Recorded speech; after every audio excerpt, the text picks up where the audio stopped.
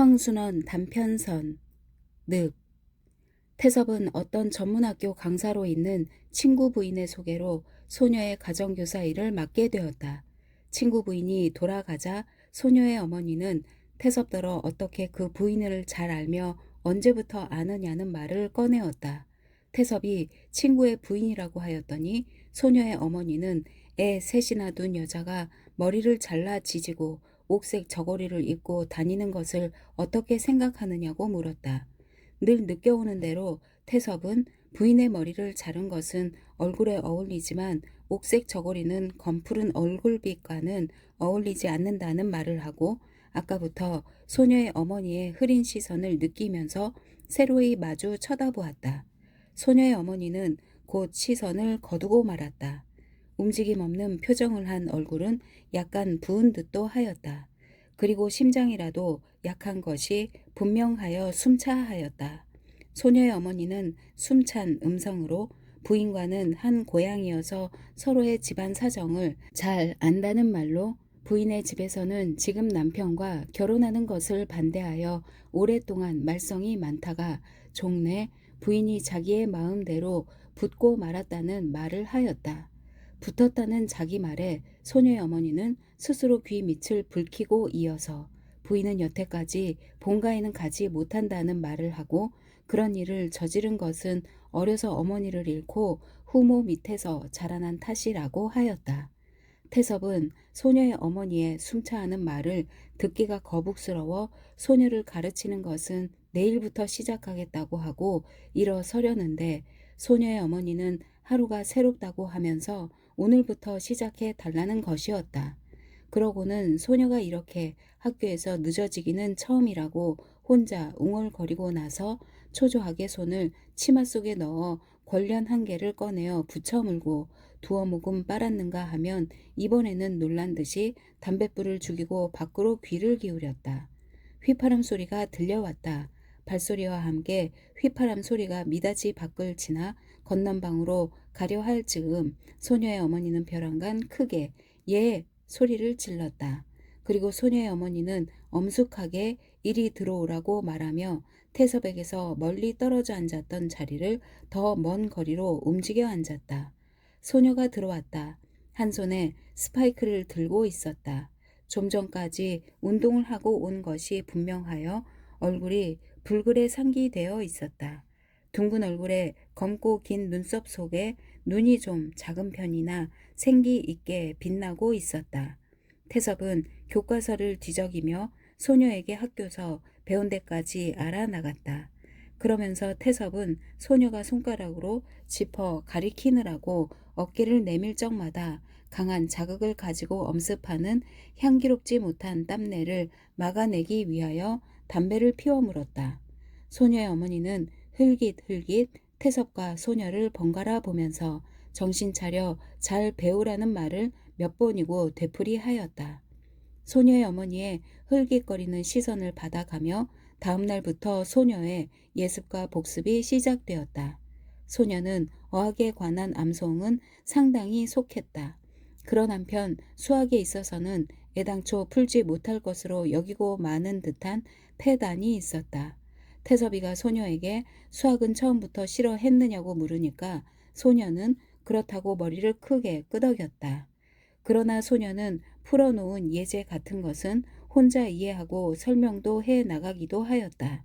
그리고 태섭이가 풀어주는 문제 같은 것도 마음만 내키면 모조리 이해하기도 하였다. 태섭은 소녀에게 수학을 푸는 데 있어 차관점을 바로 가지도록 가르치기에 노력해야 할 것을 느끼면서 소녀에게로 고개를 돌렸다. 소녀는 붉은 혀 끝에 연필 끝을 묻혀내고 있었다. 태섭은 곧 숙제 중에서 제일 쉬운 문제를 골라서 소녀에게 풀라고 내놓았다. 소녀는 문제에 눈을 멈추고 그냥 연필을 혀 끝에 묻혀내고 있었다. 태섭이가 차관점을 암시해 주었다. 소녀는 그냥 연필을 혀로 가져가기만 하였다. 태섭은 문득 수학 문제보다도 앞에 앉은 건강한 소녀의 혀와 입술에 더 정신이 가 있는 자기 자신을 깨달으면서 저도 모르게 소녀에게서 연필을 빼앗았다. 그러나 태섭도 무엇을 쓰기 전에 연필을 혀끝으로 가져가고 있었다. 그리고 태섭은 이러한 자기 동작에 놀랐다. 문제를 잘못 풀었다. 아랫목 소녀의 어머니가 소녀에게 공부하면서 실없이 웃어서는 못 쓴다고 꾸짖었다. 소녀의 장난에 찬 웃음을 이마에 느낄수록 태섭은 다시 헛풀었다. 또 소녀의 어머니가 소녀에게 웃지 말라고 꾸짖었다. 소녀는 이번에는 소리를 내어 웃으면서 어머니가 자기보다 더 열심히 이쪽을 살피고 듣고 하면서 공부하는 것이 우스워 그런다고 하며 한층 더 소리 높여 웃었다. 그 다음 날도 휘파람을 불며 돌아온 소녀를 소녀의 어머니가 들어오라고 일렀다. 그리고 소녀의 어머니는 또 되도록 태섭에게서 먼 거리를 잡느라고 움직거렸으나 소녀는 들어오지 않았다. 소녀의 어머니가 나갔다. 좀 만에 돌아온 소녀의 어머니는 고만한 몸 움직임에도 숨차하며 태섭에게 건넌방으로 가 가르치도록 말하였다. 건넌방에 소녀가 한복으로 갈아입고 꽤 얌전하게 앉아 있었다. 소녀가 등진 벽에는 이제 바로 스타트하려는 단거리 선수의 사진이 한 장 걸려 있었다.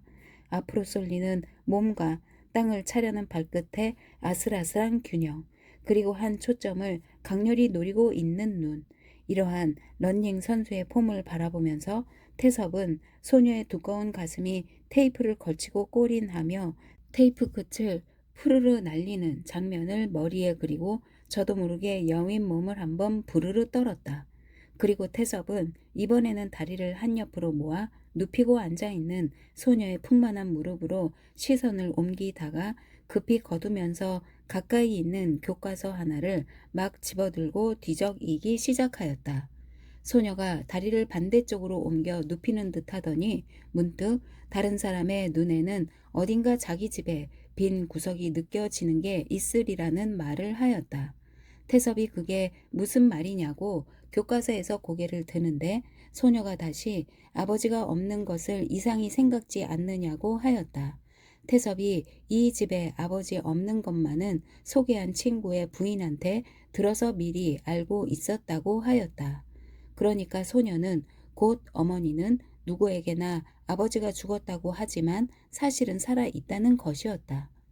이어서 소녀는 자기가 철들어서 아버지가 첩을 얻고 딴 살림을 하게 된 뒤부터 아버지와 어머니는 재산을 절반씩 똑같이 나누어 서로 갈라서고 말았다는 이야기로 지금 얼마 멀지 않은 동네에 아버지가 살고 있다는 사실과 그새 아버지는 재산도 다 없애고 얼마 전부터 류머티즘으로 자리에 누워 있다는 것과 또 어머니도 그동안 울화병으로 심장병까지 생겼다는 말까지 하였다. 태섭은 위로의 말 대신에 대수책을 소녀 앞에 펴놓으며 얼마나 어머니가 지금 소녀 공부 잘하는 것 한 가지만을 바라고 있는지 모르니 어서 열심히 공부하여 어머니를 기쁘게 해드려야 한다고 하였다. 그랬더니 벼랑간 소녀는 비웃는 듯한 이상한 웃음을 띠며 그런 말은 어머니한테서 귀에 못이 박이도록 들었다고 하였다. 그리고 소녀는 생각난 듯이 그리고 누가 밖에서 엿듣기나 하는 것처럼 갑자기 앞 미닫이를 열었다. 뜰에서 소녀의 어머니가 김칫거리를 다듬다가 놀란 듯이 이쪽으로 고개를 돌렸다. 소녀가 학교에서 돌아오기 전에 태섭이 소녀의 집에 가 닿게 되는 날이면 소녀의 어머니는 조심스레 미닫이를 열고 들어와 앉아서는 소녀가 학교에서 배운 것을 좀 알기는 하더냐고 묻는 것이었다. 태섭은 그저 기억력은 썩 좋다고 대답할 밖에 없었다. 소녀의 어머니는 잠잠히 한참이나 앉았다가 이번에는 나직이 공부도 공부지만 먼저 남자를 멀리하도록 잘 가르쳐 달라고 하면서 사실 요새 여자 안 속이는 남자 어디 있더냐고 하며 태섭을 쳐다보았다. 태섭은 소녀의 어머니의 흐린 시선을 피하면서 저도 모르게 그렇다고 고개를 끄덕이고 말았다. 소녀의 어머니는 갑자기 소녀가 올 생각을 한 듯이 숨차하며 밖으로 나갔다. 소녀는 집에 돌아오자 태섭에게 내일은 일요일이니 교회로 피크닉 가자는 말을 하였다. 그리고 소녀는 태섭의 대답도 기다리지 않고 혼자 결정을 하고는 앞 미닫이를 열고 부엌 쪽을 향해 내일은 선생님과 함께 소풍 가기로 하였다고 하면서 그렇지 않느냐고 태섭을 돌아다 보았다. 태섭은 교회에서 스파이크를 신고 달리는 소녀를 눈앞에 그리고 있다가 그만 고개를 끄덕이고 말았다. 다음 날은 흐렸다. 그리고 바람까지 있었다. 그러나 태섭은 교회로 갈라져 나가는 길 옆에서 소녀를 기다렸다. 한참 만에야 소녀가 왔다. 태섭은 소녀를 보고 우선 놀랐다. 소녀는 제복이 아닌 한복 차림을 하고 있었다. 흰 저고리에 푸른 바탕에 원앙새 무늬가 있는 긴 치마가 바람에 물결 지으며 펄럭였다. 소녀는 치맛자락을 익숙하게 감싸쥐며 미소와 함께 옷 맵시가 어떠냐고 묻고 태섭을 똑바로 쳐다보았다.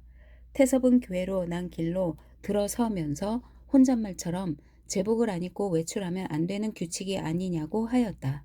그리고 옆으로 와 나란히 서는 소녀에게서 제복을 입고 육색을 메고 스파이크를 들고 한 소녀와는 다른 완전한 한 여인을 발견하고 당황스레 흐린 하늘로 눈을 돌릴 밖에 없었다.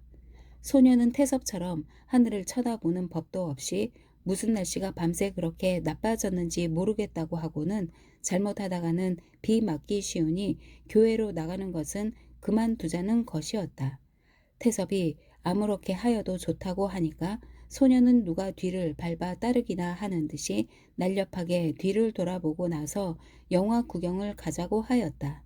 이번에도 소녀는 자기 혼자서 벌써 그렇게 결정을 짓고는 앞서 걸으며 태섭에게 뒤 왼쪽 과일가게 옆 골목에 어머니가 따라와 서 있다는 것을 알리고 얼마큼은 교회로 가는 길을 가다가 보자고 하였다. 태섭은 담배를 꺼내어 물고 바람을 피하여 불을 붙이려는 몸짓을 하며 돌아섰다. 사실 소녀의 어머니가 과일가게 옆에 서서 이쪽을 지켜보고 있었다. 담배에 불을 붙이고 돌아서면서 좀 전에 소녀가 누가 뒤를 밟기나 하는 것처럼 뒤를 돌아보던 일과 집에서 공부하다가도 누가 밖에서 엿듣기라도 하는 것처럼 갑자기 앞 미닫이를 열곤 하던 일이 머리에 떠오르자 절로 등골에 소름이 끼침을 느꼈다. 태섭은 빠른 걸음으로 앞선 소녀를 따르고 나서 자기는 여기서 헤어지는 편이 좋겠다는 말을 하였다. 곧 소녀는 흰 이를 드러내고 웃으며 어머니는 혹 딴 남자와 같이 가지나 않나 하여 따라 나온 것이니 태섭과 만나는 것을 보고는 안심하고 돌아갈 것이라고 하면서 뒤를 다시 한번 돌아다 보았다.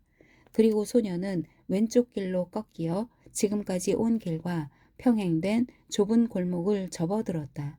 태섭도 그냥 소녀를 따랐다.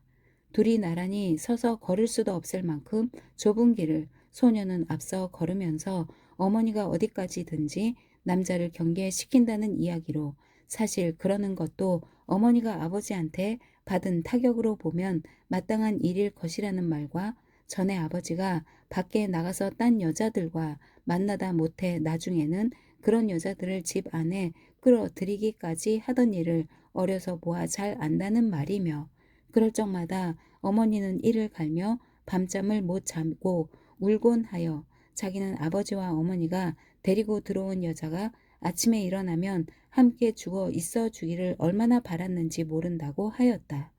교회로 나가는 길과 평행된 골목을 다 지나 거리로 나섰다. 바람이 소녀의 원앙새 무늬가 있는 치마를 휘날렸다. 소녀는 이번에는 치마를 감싸 쥐는 법 없이 새로 골목을 잡아들었다. 그리고 소녀는 걸음을 멈춰 뒤에 따르는 태섭과 나란히 되며 요즘에도 어머니는 그때 받은 원통함을 도리어 그때 이상으로 살려가면서 아버지를 원망하고 여인들을 욕질하면서 을에 자기더러 남자 같은 것은 생각도 하지 말라고 타이르고는 자기 하나만 의지하고 여태까지 살아오느라고 별의별 고생을 다 참아왔다는 이야기와 어머니 없이 자라난 태섭을 소개한 친구의 부인이 지금 남편과 제멋대로 결혼했기 때문에 본가에도 못 다니게 된 사실을 늘 되풀이하며 가엾이 여긴다는 이야기와 나중에는 반드시 죽기까지 모녀 단둘이 살다가 죽자고 다짐을 한다는 이야기를 하였다. 그리고 소녀는 잠시 말없이 걷다가 자기도 얼마 전까지는 어머니와 한 심정이 되어 아버지를 원망하고 여인들을 미워하면서 진정으로 일생을 불쌍한 어머니와 같이 지내리라는 결심을 해왔으나 자기도 모르는 사이에 어머니에게 반감 같은 것을 가지게 되었다는 말과 요새는 지난날의 가슴 아픈 사실을 되풀이하며 자식에게 그러한 비극이 일어나지 않게만 애쓰는 어머니가 가엾게는 생각되지만 그대로 쫓아갈 마음은 전혀 일어나지 않는다는 말을 하였다. 태섭은 다 탄 담뱃불에 새 담배를 붙여 물었다. 그러자 소녀는 생각난 듯이 말을 이어 어머니가 담배를 피운다는 것, 그것을 자기는 어머니가 마음 상할 때 피우곤 한 것이 인이 박인 것으로 이해하고 있다는 것. 그런데 어머니는 오늘까지도 자기의 눈을 속여오고 있는 게 자식으로서 불만이라고 하였다. 그리고 며칠 전에 있은 일이라고 하면서 첩이 찾아와 아버지의 류머티즘이 대단하다고 하며 어머니에게 약값을 좀 달라고 하였는데 이 말을 듣자 어머니는 펄쩍 뛰면서 숨 넘어가는 소리로 내년이 그만큼 돈을 빨아 먹었으면 됐지 나중에는 우리 것마저 빼앗아 먹으려 덤비느냐고 소리를 질렀다는 것. 그리고 첩되는 여인은 아버지와 어머니가 재산을 나누고 갈라설 때 아버지와 만난 여자로 그때 벌써 두 애의 어머니인 과부였다는 말과 그 뒤에도 아버지는 여자 관계를 끊지 않아 여러 가지로 고생을 하면서도 이 여인은 참고 끝내 아버지와 헤어지지 않았다는 말이며 그날도 어머니는 그 여인에게 애 둘씩이나 있는 것이 남의 첩 노릇하는 개만도 못한 년이라고 욕을 몇 번이고 하였으나 소녀 자기는 전처럼 그 여인이 밉게 보이지는 않더라는 말과 마침내 그 여인이 앓는 아버지를 위하여 이리와 있게 하는 것이 좋겠다는 말을 하자 어머니는 가슴을 쥐어뜯고 이를 갈면서 저주와 잡년하고 붙어 살다가 이제 돈 다 없어지니까 쫓겨나는 사람을 자기는 맡을 수 없다고 고함을 지르고는 그만 졸도해 넘어졌다는 이야기를 하는 것이었다. 소녀는 이야기 도중에 잡년하고 붙었다는 상스러운 말을 입에 담으면서도 얼굴 하나 붉히지 않았다. 그리고 어머니가 졸도해 넘어졌다는 말을 하면서도 소녀는 대수 문제를 풀 때보다도 긴장된 빛을 띠지 않았다. 끝으로 소녀는 어머니가 졸도에 넘어진 것을 보고 의사를 부르러 달려가면서도 오히려 그러한 어머니보다도 류머티즘으로 고생하는 아버지와 그 여인에게 더 동정과 호의가 감을 어쩌지 못했다는 말을 덧붙였다. 태섭은 할 말을 몰라 그저 어머니의 심장병도 대단한 것 같더라고 한마디 하였다. 그리고 태섭은 여기서 문득 소녀의 어머니의 친구의 부인과 자기 사이에 무슨 추잡한 관계나 있는 것으로 억측하고 있지 않을까 하는 생각과 함께 처음부터 소녀와 자기 사이까지 감시하고 있음이 틀림없다는 생각이 들자 저도 모르게 온몸을 한번 떨었다.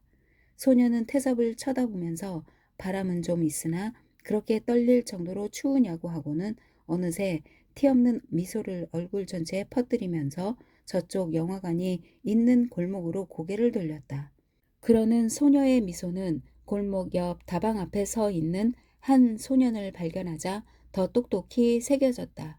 그리고 소녀는 태섭과 함께인 것도 잊은 듯이 빠른 걸음으로 소년에게로 걸어갔다. 태섭은 그 자리에 서고 말았다. 눈썹이 검은 소년. 소녀와 무슨 말을 하는 동안 소년의 검은 눈썹 때문에 더 흰 얼굴이 조금 붉어지는 듯하다가 소녀가 다시 태섭에게로 걸어올 때에는 또 창백해지는 듯하였다. 태섭에게로 오더니 소녀는 먼저 소녀는 동무의 오빠라는 말을 하고 그 동무가 지금 알아누워서 자기를 만나자고 한다는 말을 하였다. 태섭은 속으로 거짓말 말라고 하면서도 그럼 가 보라고 하였다. 소녀가 온 김에 영화 구경이나 하라는 것을 태섭은 일부러 온몸을 떨어 보이며 갑자기 따뜻한 커피가 마시고 싶어졌다고 하면서 피하듯이 다방 안으로 들어가고 말았다. 하루는 소녀가 학교에서 오기 전에 소녀의 어머니가 조심히 미닫이를 열고 들어와 잠잠히 앉았다가 요즘 소녀가 어떤 남자와 만나는 눈치인데 그런 것 같지 않더냐고 하며 얼굴을 붉혔다. 태섭은 자기도 모르게 곧 머리를 저으며 그렇지 않다고 해버렸다. 소녀의 어머니는 또 잠잠하다가 이번에는 혼잣말처럼 딸이 무슨 생각을 하고 있건 자기는 그 애를 놓아주지 못한다고 하고는 소녀가 올 시간이 생각난 듯이 급히 밖으로 나갔다. 소녀가 돌아왔다. 그리고 소녀는 대수책을 펴놓자 소년에 대한 말을 꺼내며 소년이 서울서 철학 공부를 하다가 신경쇠약에 걸려 집에 와 있다는 말까지 하고는 어딘가 모르게 태섭과 같은 데가 있다고 하였다. 태섭은 공연히 귀밑이 달아오름을 느끼며 결국 소녀가 요새 어머니에게 반항심이 생긴 것은 소년을 안 뒤부터 일이라는 것을 깨닫고 소년의 신경질스러운 얼굴이 남을 속일 것 같지는 않지만 요즘 남자들의 속을 누가 알 수 있느냐는 말에 이어 사실은 지금 자기는 자기 자신의 속도 종잡을 수 없어서 애쓴다는 말을 하였다. 그랬더니 소녀는 눈을 빛내며 신통이도 어머니의 말을 옮긴다고 하였다. 태섭은 펴놓은 대수책에서 인수분해 문제 하나를 손가락으로 짚었다. 소녀는 노트를 끌어다가 무딘 연필을 혀끝에 찍더니 쓰기 시작하였다. 그러나 곧 노트가 태섭의 앞에 와 놓였다. 노트에는 답 대신에 겁쟁이 선생이라는 말이 쓰여져 있었다. 태섭은 소녀에게서 얼핏 연필을 빼앗아 가지고 낙서한 곳을 두 줄 길게 그어버리고는 이렇게 쉬운 문제를 못 풀면 어떡하느냐고 하면서 고개를 들다가 윗구석에 세워둔 창이 눈에 들어오자 운동하는 시간을 줄이는 것이 좋겠다고 타일렀다. 소녀가 일어나더니 창을 잡고 요즘 창 던지기를 시작하였는데 자세가 바로 잡히지 않는다고 하면서 왼팔을 앞으로 뻗치었다. 태섭은 또 여기서 소녀가 창을 어깨에 매듯 하고 달릴 때 날릴 머리카락과 던진 창이 그리는 선명한 호선을 눈앞에 떠올리고 있는데 소녀가 창을 내려놓고 역시 방구석에 놓여있는 원반을 들었다. 소녀는 원반 든 팔을 던질 듯이 저으며 원반이나 창을 경계선 바로 전에서 던지고 나서 앞으로 쏠리는 몸을 경계선 밖으로 나가지 않게 멈추는데 여간 쾌미가 있지 않다고 하면서 사실 그때만은 집안일이나 수학 숙제 같은 것도 모두 잊어버릴 수 있다고 하였다. 그리고 소녀는 계속 원반 든 팔을 저으며 빙그르르 돌았다. 태섭은 소녀의 오른 손목에 감긴 붕대를 지켜보다가 다시 빙그르르 돌려고 하는 소녀의 팽팽한 가슴에서 호크가 벗겨지면 어쩌나 하고 원반을 피하듯이 물러나 앉았다. 그러자 물러나 앉는 태섭의 무릎에 소녀의 몸뚱이가 와락 와 쓰러졌다. 태섭이 미쳐 팔로 소녀의 몸뚱이를 받을 새도 없이 태섭의 약한 몸은 소녀의 풍만한 육체를 감당치 못하고 뒹굴고 말았다. 태섭이 몸을 일으키면서 앞 미닫이부터 열었다. 소녀의 어머니가 수도가에서 나무를 씻고 있다가 이쪽으로 고개를 돌렸다. 소녀가 문을 열어 놓으면 정신이 산만해져 공부가 안 된다고 하면서 미닫이를 닫았다. 태섭이 소녀의 서툴게 그린 원과 꽤 곧게 그은 직선들이 난잡하게 널려 있는 기하 노트를 집어들었다. 그러나 소녀는 기하책은 펼 생각도 않고 지금 자기가 쓰러진 것은 요즘 몸이 약해진 탓이라고 하고는 무슨 생각을 했는지 이번에는 제 손으로 앞 미닫이를 열었다. 그리고 수도가에서 아직 나무를 씻다가 이쪽으로 고개를 돌리는 어머니에게 오늘 밤은 학교에서 수양 강연회가 있어 학교에 가야 한다고 하였다.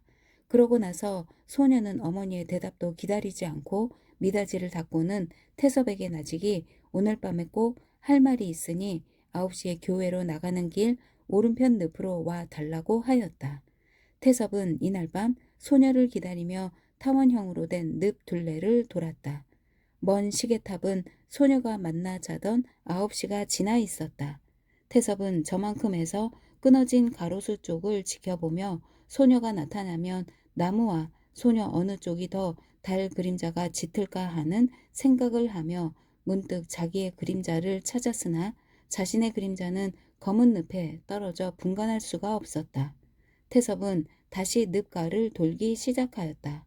검은 늪을 내려다보면서 태섭의 공상은 자기가 이번에 늪을 한 바퀴 다 돌기 전에 소녀가 몰래 숨어와서 자기의 눈을 가리는 장난을 하고, 그러면 자기는 처음으로 소녀의 손을 잡고, 그러면 소녀는 할 말은 다른 것이 아니고 원반이나 창을 던지고 난 순간처럼 모든 것을 잊어버리게 같이 늪으로 뛰어 들어보자고 할 것이고, 자기는 또 그러기를 허락하여 둘은 그 원앙새가 쌍쌍이 뜬 무늬가 있는 치마로 허리를 묶고 늪에 뛰어들 것이고, 그렇게 하여 둘은 늪 밑으로 가라앉노라면 늪 밑 어느 한 구석에서 솟아나오는 차가운 샘물이 둘의 등을 스치고 지나갈 것이고, 그러면 둘은 퍼뜩 정신이 들어 늪속을 헤어나오려고 허우적거리게 될 것이고, 그때 갑자기 소녀는 짐되는 자기를 허리에서 풀어내려고 애쓰고, 자기는 또 떨어지지 않으려고 소녀의 머리칼을 꽉 감아줄 것이고, 그러면 나중에 소녀는 자기를 허리에 단 채 헤엄쳐 늪 밖으로 나올 것이고, 거기서 자기는 소녀가 허리를 풀어 눕는 대로 추워서 덜덜 떨 밖에 없고, 사실 태섭은 떨고 있었다. 늪가를 다 돌고 다시 가로수 쪽을 살폈을 때는 찬 밤 기운에 몇 번이고 온몸을 떨었다. 태섭은 먼 시계탑을 더듬었으나 그새 고장이 났는지 시계탑의 전등이 꺼져 있었다. 태섭이 다시금 가로수 쪽으로 시선을 옮기다가 자기의 여인 달 그림자를 발견하고 자기의 것 아닌 것으로 착각하며 놀랐다. 그리고 지금 어디쯤에서 소녀의 어머니가 자기를 지켜보고 있는 환각을 일으키고 나서 소녀의 어머니는 자기를 소녀 앞에 내놓고 무슨 일이 생기나 실험을 하고 있지는 않나 하는 생각이 들자 새로 온몸이 떨렸다. 그만 거리로 발길을 돌리면서 태섭은 기울어진 달을 쳐다보며 지금쯤 소녀와 소년이 늪 아닌 어느 어두운 골목에서 서로 만나고 있는 환영을, 그리고는 자기의 달 그림자를 소녀의 어머니와 소녀와 소년의 것으로 몇 번이고 착각하면서 그때마다 온몸을 떨었다. 아파트로 돌아온 태섭은 자리에 누워 며칠 동안 열로 떨면서 알았다. 열과 오한이 없어진 어느 날 아침, 태섭은 머리에 동였던 타월을 풀고 일어나 오래간만에 물뿌리개로 화분에 물을 주고 있었다.